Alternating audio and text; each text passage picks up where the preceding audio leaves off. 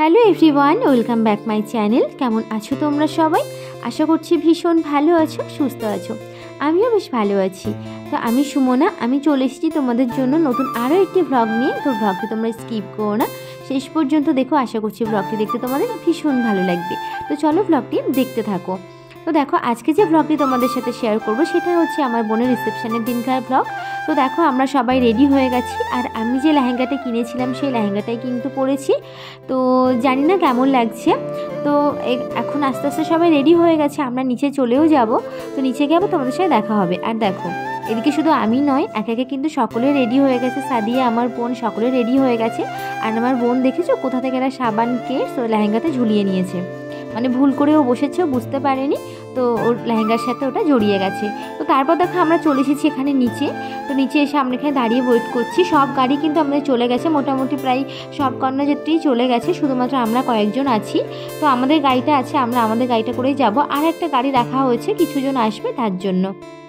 তো এখন যে কিছুজন আসার কথা রয়েছে, ওনারা এলেই কিন্তু আমরা বেরিয়ে যাব, মানে কিছু রিলেটিভস, ওনাদের একটু দেরি হয়ে গেছে। আর আমাদেরও কিন্তু বার হতে আজকে অনেকটাই দেরি হয়ে গেছে।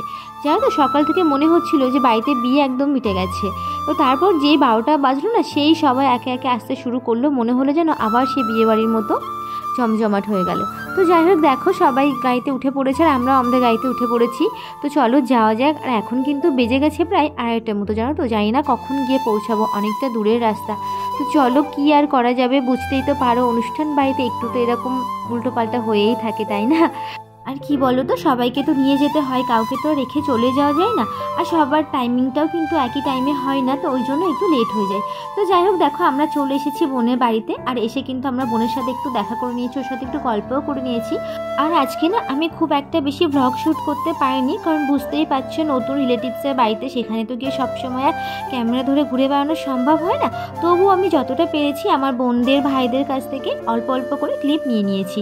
তো দেখো, এখানে আমি চলে এসেছি ফুচকা খেতে, কারণ আমাদের বাড়িতে না ফুচকা আমি খেতে পারিনি ব্যস্ততার জন্য। তাই ভাবলাম যে আজকে যখন এসেছি, তো আজকে একটু ফুচকা খেয়ে নিই। তো দেখো এখানে গেছি, তো বোন, সাদিয়া, ওরা সবাই ফুচকা খাচ্ছে। আর এখানে মানে এতটা ভিড়, বুঝতে পারবে না, মানে বিয়ে বাড়িতে এই ভিড়ের জন্য না আমার কিছু খেতে ইচ্ছা করে না। তো এখানে দেখো আমার হাজব্যান্ডের সাথে আমি এসেছি।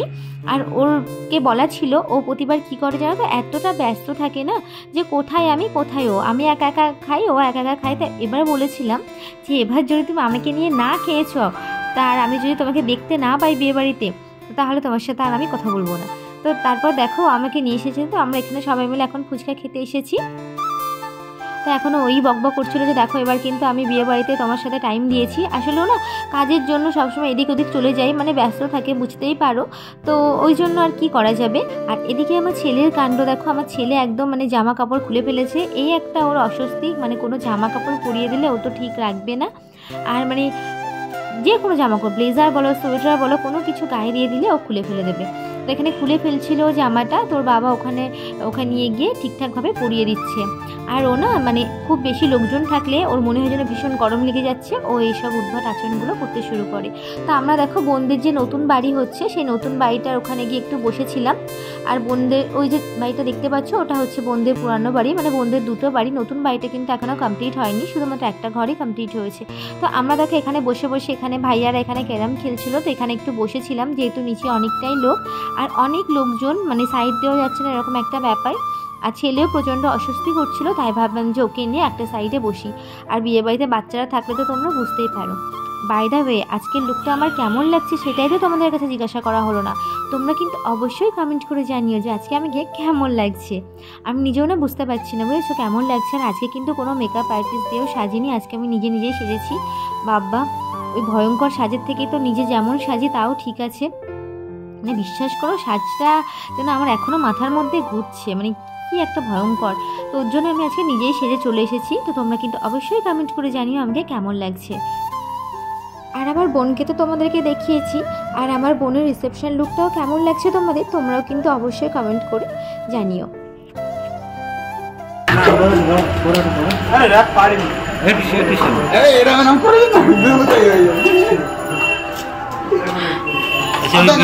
আমরা যদি সবাই মিলে একটা।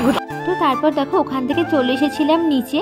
আর নিচে এসে দেখছি যে বোনের যেখানে মানে রিসেপশন বোন যেখানে বসেছিল ওখানে গিয়েছিলাম। তো ওখানে গিয়ে দেখছি যে বোন সবাইকে শাড়ি দিচ্ছে। মানে আমাদের মধ্যে না নিয়ম আছে যে সালামের শাড়িগুলো দিতে হয়, মানে শুধু মেয়েদের ক্ষেত্রে নয় ছেলেদের ক্ষেত্রেও তাই। তো বোন যে সালামের শাড়িগুলো নিয়ে এসেছিলো সেই সালামের শাড়িগুলোই বোন দেখছিলাম যে সকলকে দিচ্ছিল। তো ওখানে বসে বসে একটু ক্লিপ নিয়ে নিয়েছিলাম।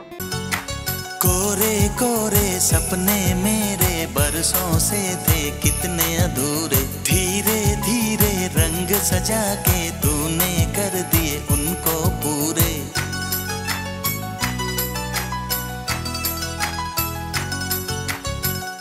वादा है वादा चाहेंगे तुमको, जीवन से ज्यादा है वादा वादा। कोरे कोरे सपने मेरे बरसों से थे कितने अधूरे, धीरे धीरे रंग सजा के तूने कर दिए उनको पूरे।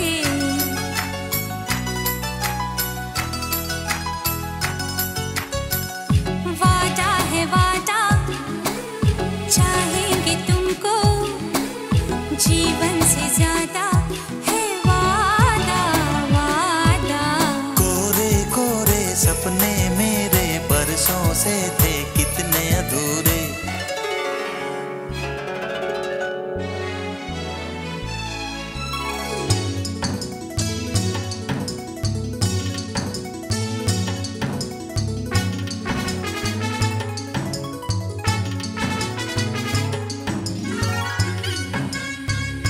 তারপর এদিকে দেখো সবাই ফটোশ্যুট করছে, বাবা আছে, ভাইয়া, বোন, মামুনি, বাবু সবাই আছে ফটোশ্যুট করছে। তো আমরাও একটু ফটোশ্যুট করেছিলাম, কিন্তু সেটা আর না আমি ক্যামেরা বন্দি করতে পারিনি। ওই যে বললাম তোমাদেরকে যে আমার একটু লজ্জা লজ্জা করছিলো, আজকে আমি খুব একটা বেশি কিছু শ্যুট করিনি।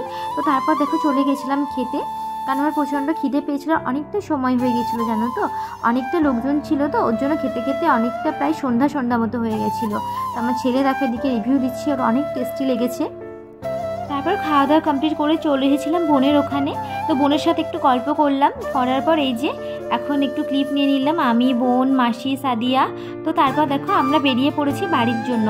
আর তোমরা বুঝতেই পারছো যে অনেকটা রাত্রি হয়ে গেছে, যেহেতু খেতে অনেকটা দেরি হয়ে গেছে, আর এখন যেহেতু সময়টা অনেকটাই ছোট, তো ওর জন্য অনেকটা রাত্রি হয়ে গেছে। তো এবার আমরা বাড়ির দিকে রওনা হয়েছি, আর অনেকটা দূরেরও রাস্তা, তো বাড়িতে যেতে হবে। তো দেখো বন্ধুরা ফাইনালি আমরা চলে এসেছি বাড়িতে এসে একটু রেস্ট নিয়ে আমরা ভাই বোনেরা মিলে সকলে উপরে গিয়েছিলাম। আর দেখো ভাই বোনেরা এখানে বাজি পোড়াচ্ছিল, তাই দেখছিলাম।